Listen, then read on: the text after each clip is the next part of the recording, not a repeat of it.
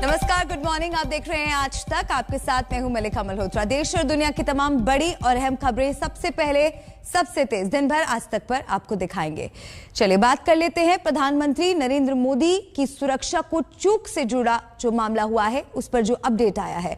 प्रधानमंत्री नरेंद्र मोदी की सुरक्षा में चूक का मामला गर्मा गया है। गृह मंत्री अमित शाह ने जांच के लिए 3 सदस्यीय कमेटी बना दी, जिसमें आईबी के संयुक्त निदेशक भी रहेंगे। इस बीच पीएम मोदी ने राष्ट्रपति से मुलाकात की। वहीं बीजेपी के नेता पंजाब में राष्ट्रपति शासन लगाने की मांग कर रहे हैं।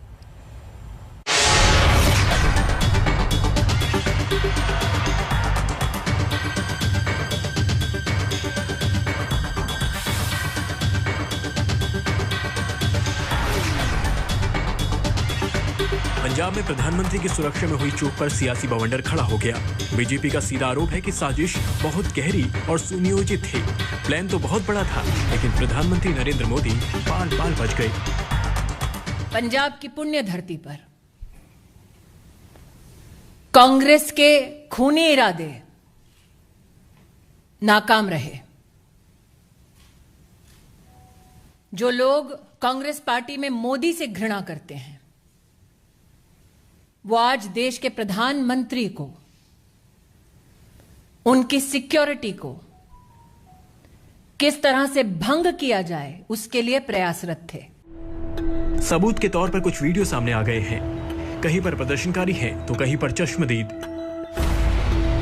आज आपको एक अजीब चीज दिखा रहा हूं। मेरी और प्रधानमंत्री जी की कार, देश के प्रथम प्रधान सेवक प्रधानमंत्री मोदी जी की कार, सामने से मैं और वो एक ही रोड पे हैं। कितना बड़ा सिक्योरिटी लैब्स है, और वो सामने 10 मिनट खड़ी रहने के बाद यू टर्न लेके वापस आ रही है। मतलब फिरोजपुर से 10 किलोमीटर पहले की ये वीडियो मैं आपको दिखा रहा हूं कि प्रधानमंत्री जी का काफिला मतलब फंसा था और पुलिस उसको भी निकालने में नाकामयाब रही। और ये कितना बड़ा सिक्योरिटी लैब्स है पंजाब सरकार का, पंजाब पुलिस का। तो क्या पंजाब में प्रधानमंत्री की जिंदगी के साथ खिलवाड़ हुआ? ऐसा खिलवाड़ जिसने प्रधानमंत्री के जीवन को 20 मिनट तक खतरे में डाल दिया था। ऐसा खिलवाड़ जिसे बठिंडा से दिल्ली लौटते वक्त मोदी ने इन शब्दों में व्यक्त किया।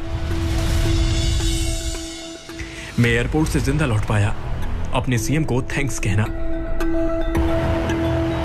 प्रधानमंत्री के इस एक वाक्य से मामले की गंभीरता को समझा जा सकता है। मामले की गंभीरता को देखते हुए देश के राष्ट्रपति ने प्रधानमंत्री को आज मुलाकात के लिए बुलाया। राष्ट्रपति भवन की तरफ से जानकारी साझा की गई।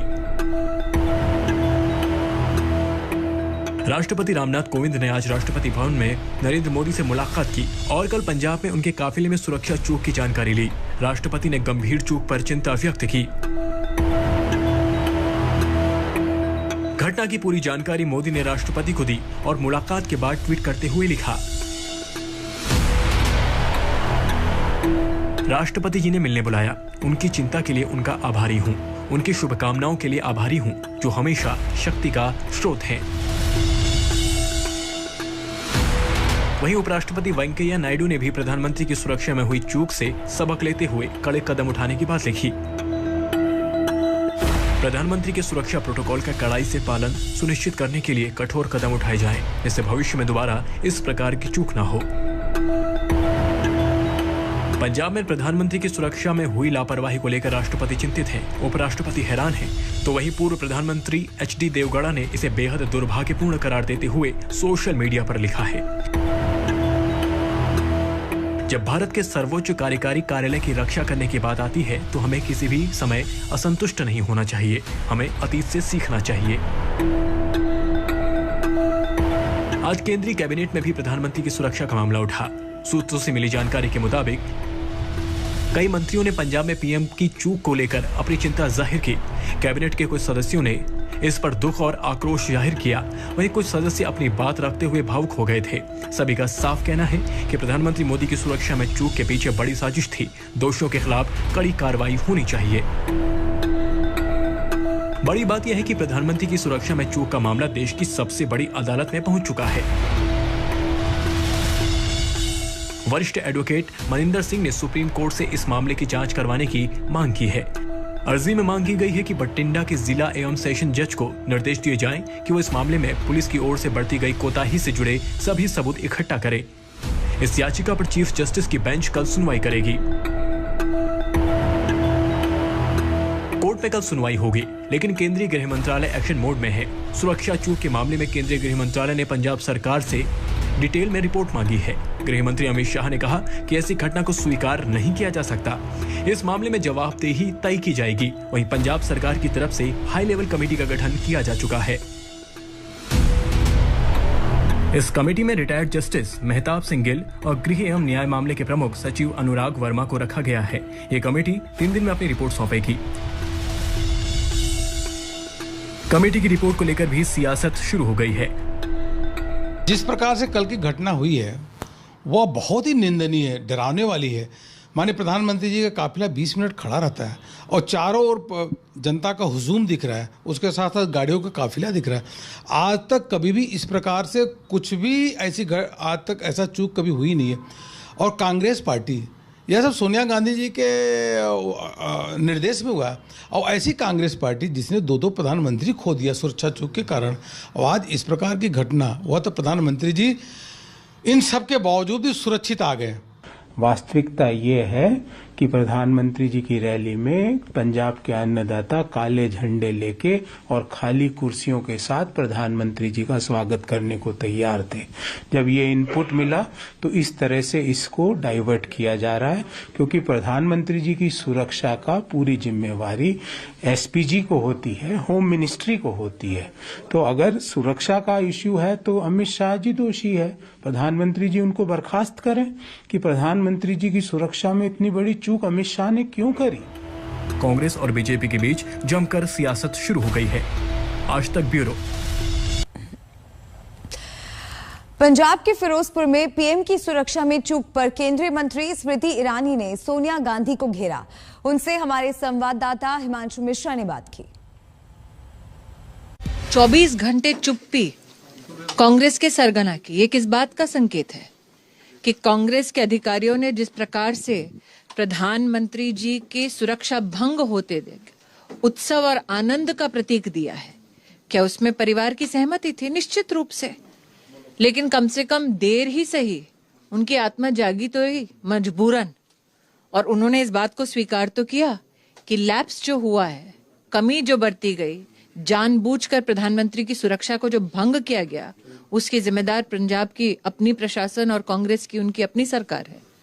एक तरफ वो सोनिया गांधी के लिए कह रहे हैं कि उनके आदेश हैं, दूसरी तरफ दिग्विजय सिंह, तमाम कांग्रेस के नेता हैं ऐसे जो ये कह रहे हैं कि इतनी सुरक्षा में क्यों डर लगता था प्रधानमंत्री को। मुझे ऐसा लगता है कि कहीं ना कहीं, कल भी मैंने कहा, मोदी के खिलाफ उनकी जो घृणा है वो देश और देश के प्रधानमंत्री के खिलाफ घृणा में परिवर्तित हुई। कल जो सुरक्षा भंग हुई वो मात्र एक नेता की सुरक्षा भंग नहीं हुई, एक इंस्टीट्यूशन की सुरक्षा भंग हुई। आज जो देश में आप आक्रोश देख रहे हैं, कल से देश में जो माहौल देख रहे हैं, वो एक व्यक्ति विशेष के लिए नहीं है, वो एक प्रधानमंत्री जो राष्ट्र की धरोहर है उनके लिए है। और आपको ये भी स्वीकार करना होगा कि एक सेंसिटिव स्टेट में इस प्रकार की सुरक्षा का भंग होना कितने बड़े खतरे की घंटी है। कहीं ना कहीं कांग्रेस के आलाकमान को इस बात का जवाब देना होगा कि उनके अधिकारी किस बात का जश्न मना रहे थे कल से। लेकिन एक तरफ क्योंकि चन्नी ये भी कह रहे हैं कि वो लगातार प्रधानमंत्री नरेंद्र मोदी से जो है कांटेक्ट करने की कोशिश कर रहे हैं, लेकिन बातचीत नहीं हो पा रही है। जो मुख्यमंत्री हर इंटरव्यू में 2 अलग प्रकार की बातें करते हैं, उनकी किस बात को, किस कथन को स्वीकार करूं मैं? मुख्यमंत्री कहते थे कि वो कोविड से प्रताड़ित लोगों के इर्द गिर्द घिरे हुए थे, लेकिन स्वयं कल एक मीडिया के कार्यक्रम में उपस्थित थे। तो मुख्यमंत्री का कौन सा कथन सच है, ये तो जनता भी समझ नहीं पा रही। एक सवाल और है, क्योंकि कांग्रेस ये कह रही है कि सोनिया गांधी, मुझे बताइए, सोनिया गांधी का कोई स्टेटमेंट, गांधी खानदान का कोई स्टेटमेंट अपने उन अधिकारियों को दंडित करते हुए आपने देखा जो प्रधानमंत्री की जान को खतरा हो रहा है इस बात का उत्सव मना रहे थे? एक अंतिम सवाल है, आज कुछ डॉक्यूमेंट सामने आए हैं जिसमें यह भी कहा गया है कि क्योंकि अल्टरनेटिव रूट्स हमेशा रखे जाते हैं प्राइम मिनिस्टर के लिए, अगर उनको चॉपर से जाना था लेकिन रोड के प्रोविजंस भी थे, अल्टरनेट रूट्स थे, तो ऐसे में आपको लगता है कि पंजाब सरकार झूठ बोल रही है और फ्लाईओवर के सामने ले जाके ब्लॉक किया? अब तक जो प्रमाण है, मेरा सवाल दोबारा दोहराती हूँ, प्रधानमंत्री उस वक्त उस फ्लाईओवर पर कब उपस्थित होंगे, ये सिर्फ और सिर्फ लोकल पुलिस जो कोऑर्डिनेशन कर रही थी, रूल के हिसाब से उनको पता था, प्रशासन को पता था। किसने बताया उन लोगों को? जो मैंने कल भी कहा, पॉलिटिकल इंस्ट्रूमेंट्स थे जिनकी मंशा थी कि वो प्रधानमंत्री की सुरक्षा को भंग करें। किसने कहा था उनको उस वक्त वहां उपस्थित होने के लिए? आपको किसने प्रोटोकॉल सिक्योरिटी का फॉलो नहीं किया? क्यों डीजीपी ने कहा कि पूरा रूट क्लियर है? इस सवाल का अभी तक जवाब नहीं मिला है। आपको लगता है कि चुनाव में जिस तरीके की घटना कल हुई है, चुनाव फ्री एंड फेयर हो पाएंगे? राष्ट्रपति शासन लगना चाहिए? हैं कि चुनाव के माहौल से डरकर पंजाब की कांग्रेस सरकार ने कल प्रधानमंत्री की जान पर इतना बड़ा खतरा लाकर खड़ा कर दिया। और अब आपको दिखाते हैं वो वीडियो जिसने ये सच सामने ला दिया कि फिरोजपुर में प्रधानमंत्री के साथ क्या हुआ और वो कैसे 15 से 20 मिनट तक एक फ्लाईओवर पर फंसे रहे। किसान उनका रास्ता रोक रहे थे और उनके काफिले के पास बीजेपी का झंडा लेकर आखिर कौन पहुंचा था, देखिए।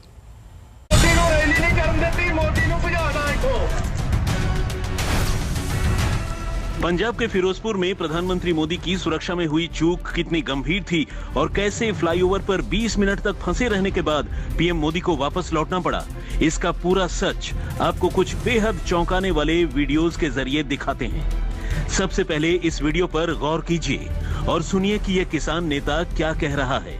आज तुहाडी ताकत ने मोदी नूं रैली नहीं करन दित्ती, मोदी नूं भजादा इथों। ਉਹਨੇ ਕਿੱਲੇ ਦਾ ਜਵਾਬ ਤੁਸੀਂ ਸੜਕਾਂ ਤੇ ਅੱਗ ਵਿਛਾ ਕੇ ਦਿੱਤਾ ਅੱਜ। ਸੋ ਤੁਹਾਡਾ ਸਾਰਿਆਂ ਦਾ ਬਹੁਤ ਬਹੁਤ ਧੰਨਵਾਦ। ਜਿਹੜੇ ਵੀਰ ਦਮ ਰੱਖ ਕੇ ਲੜੇ ਆ, ਤੁਹਾਡਾ ਬਹੁਤ ਬਹੁਤ ਧੰਨਵਾਦ। सुना आपने, ये है भारतीय किसान यूनियन क्रांतिकारी का लीडर सुरजीत सिंह फूल। ये खुलेआम अपने संगठन के किसानों को पीएम मोदी का रास्ता रोकने और उनकी रैली रद्द करवाने के लिए बधाई दे रहा है। यही नहीं, बस के ऊपर सवार फूल सिंह कह रहा है, हमने पीएम मोदी की रैली की जगह से पहले 10 से 11 किलोमीटर की सड़क को ब्लॉक कर दिया है। मोदी ने ਤੁਹਾਡੇ ਮੂਹਰੇ ਕਿੱਲ ਕੱਢੇ ਸੀ मोदी ने, और ਤੁਸੀਂ ਅੱਜ ਉਹਨੇ ਪੈਰਾਂ ਥੱਲੇ ਤੁਸੀਂ ਸੜਕਾਂ ਤੇ ਅੱਗ ਵਿਛਾਤੀ ਅੱਜ ਤੁਹਾਡੀ ਤਾਕਤ ਨੇ मोदी ਨੂੰ ਰੈਲੀ ਨਹੀਂ ਕਰਨ ਦਿੱਤੀ, मोदी ਨੂੰ ਭਜਾਦਾ ਇੱਥੋਂ। ਉਹਨੇ ਕਿੱਲੇ ਦਾ ਜਵਾਬ ਤੁਸੀਂ ਸੜਕਾਂ ਤੇ ਅੱਗ ਵਿਛਾ ਕੇ ਦਿੱਤਾ ਅੱਜ। ਸੋ ਤੁਹਾਡਾ ਸਾਰਿਆਂ ਦਾ ਬਹੁਤ ਬਹੁਤ ਧੰਨਵਾਦ। ਜਿਹੜੇ ਵੀਰ ਦਮ ਰੱਖ ਕੇ ਲੜੇ ਆ, ਤੁਹਾਡਾ ਬਹੁਤ ਬਹੁਤ ਧੰਨਵਾਦ। फूल सिंह ये भी कह रहा है कि बीजेपी ने उन पर पानी की बौछार करवाई थी और अब उन्हें पानी के बीच से जाना पड़ रहा है। और अब देखिए ये दूसरा वीडियो जिसमें पुलिस फूल सिंह और उसके साथियों से मिन्नतें कर रही है कि वो बस से उतर जाएं, रास्ता खोल दें और पीएम मोदी को रैली की जगह तक जाने दें। मगर किसान टस से मस नहीं हुए। यहाँ जो बसें दिख रही हैं वो पीएम मोदी की रैली में लोगों को लेकर जा रही थीं, मगर जाम की वजह से उन बसों को भी यहीं रोक दिया गया।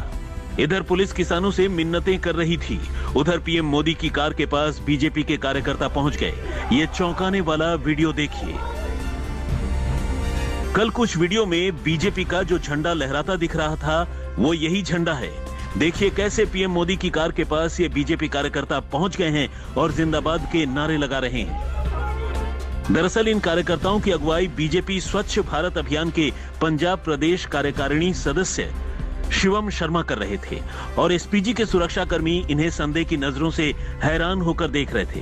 सुरक्षा नियमों के मुताबिक किसी का भी सुरक्षा घेरे को तोड़कर पीएम के इतना करीब आना गैर कानूनी है। वहीं आज तक ने शिवम शर्मा से बात की तो उन्होंने पंजाब के मुख्यमंत्री चरणजीत सिंह चन्नी को जमकर खरी खोटी सुनाई। पंजाब प्रदेश के आप मुख्यमंत्री हैं, अपनी जिम्मेदारियों से आप भाग नहीं सकते हैं। वहां पे कितनी कुर्सी थी, कितने लोग थे, ये हमें पता है। और बेहद दुख लगा कि आज हमारे देश के प्रधानमंत्री को ये कहना पड़ा कि अपने मुख्यमंत्री को कह दीजिए, धन्यवाद कहिएगा कि मैं वापस जिंदा लौट के जा रहा हूं। अब आपको बताते हैं किसानों को पीएम के रूट का पता कैसे चला। किसान नेता फूल सिंह ने फेसबुक पर जारी वीडियो में बताया कि उनका संगठन फिरोजपुर के डीसी के दफ्तर का घेराव करने जा रहा था, मगर पुलिस ने उन्हें रोक दिया और कहा कि यहां से पीएम मोदी को गुजरना है और वो आगे नहीं जा सकते हैं, बल्कि सड़क के किनारे प्रदर्शन कर सकते हैं। इस तरह फूल सिंह के मुताबिक पुलिस ने ही उन्हें पीएम के रूट की जानकारी दी। हालांकि पंजाब पुलिस का बयान इस पर नहीं आया है। मगर ये सारे वीडियो दिखाते हैं कि कैसे पीएम मोदी की सुरक्षा में चूक हुई, जो कोई गंभीर मोड़ ले सकती थी। वहीं पुलिस किसानों से मिन्नतें करती रही। मंजीत सहगल के साथ सत्येंद्र चौहान, चंडीगढ़, आज तक। अब आपको दिखाते हैं कि कैसे दिल्ली के कनॉट प्लेस में शिव मंदिर से लेकर झंडेवालान मंदिर में बीजेपी के दिग्गज नेताओं ने मोदी की दीर्घायु के लिए पूजा अर्चना की। बीजेपी के कार्यकर्ता भी अपने नेता के लिए प्रार्थनाएं कर रहे हैं और कांग्रेस को कोस रहे हैं।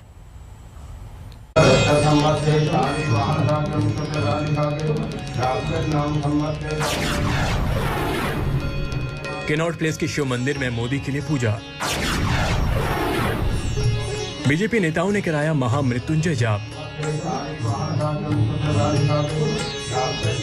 दिल्ली में कनॉट प्लेस के शिव मंदिर में पीएम मोदी की दीर्घायु के लिए मृत्युंजय जाप किया जा रहा है। यहां दिल्ली के प्रदेश अध्यक्ष आदेश गुप्ता और बीजेपी के पंजाब प्रभारी दुष्यंत गौतम ने पीएम मोदी की लंबी उम्र के लिए पूजा की।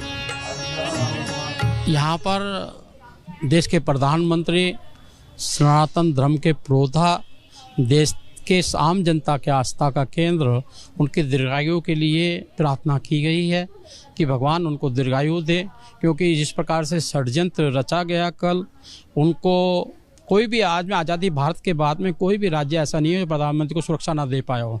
खाली एक ये पंजाब है, जिस प्रकार से पाकिस्तान के 15 किलोमीटर के दायरे के अंदर उनको रोका गया और उनके 20 मिनट तक वहाँ पे रोक के रखा गया, क्लीन नहीं दिया गया, पहले क्लियर दे दिया गया, फिर बाद में उसमें उग्रवादियों को लाया गया। इस साफ साफ जाहिर था ये कांग्रेस की हतोत्साहन है।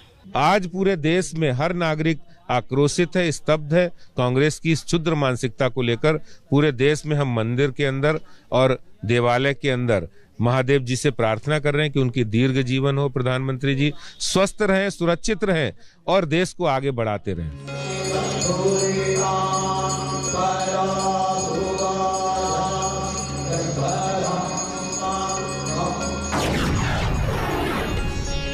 झंडेवालान मंदिर में मोदी के लिए महामृत्युंजय जाप।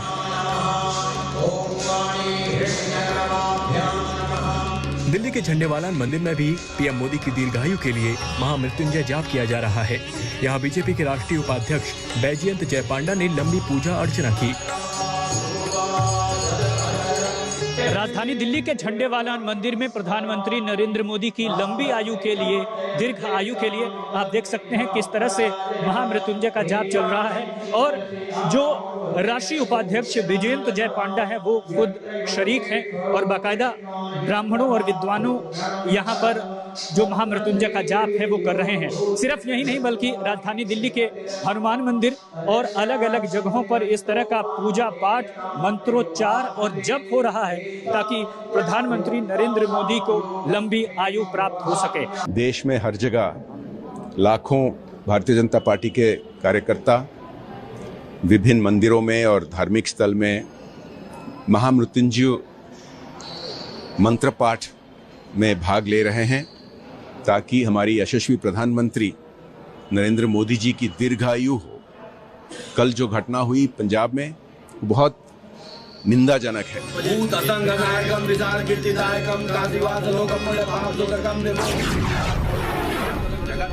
काशी के काल भैरव मंदिर में मोदी के लिए प्रार्थना। काशी के काल भैरव मंदिर में बीजेपी कार्यकर्ताओं और योगी सरकार के मंत्रियों ने पीएम मोदी के लिए पूजा अर्चना की।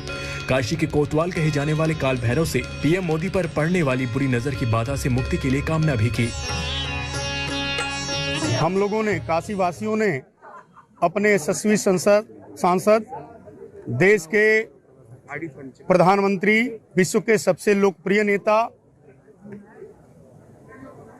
श्रीमान नरेंद्र भाई मोदी जी के ऊपर जो भी साजिश हो रही है, जो भी उनके ऊपर संकट उत्पन्न करने का प्रयास किया जा रहा है, उस संकट को दूर करने के लिए पूज्य काल भैरव जी से प्रार्थना किए हैं।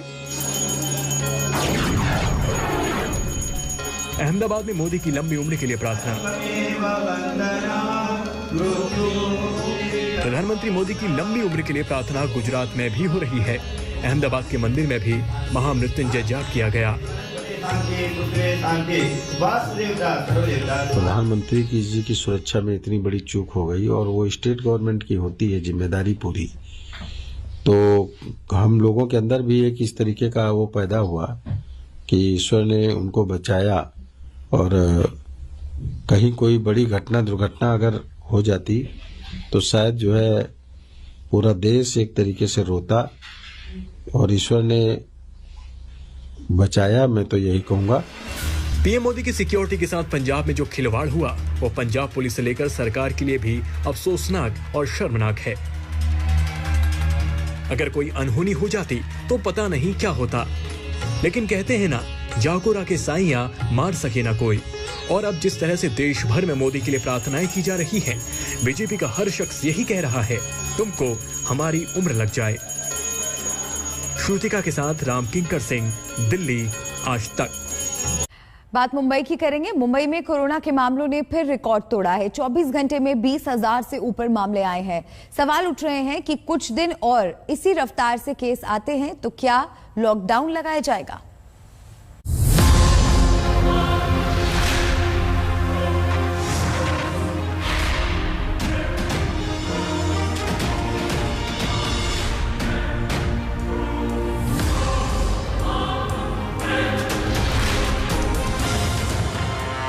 महाराष्ट्र में खासतौर से मुंबई में जिस रफ्तार से केस बढ़ रहे हैं, उससे स्थिति गंभीर होती दिख रही है।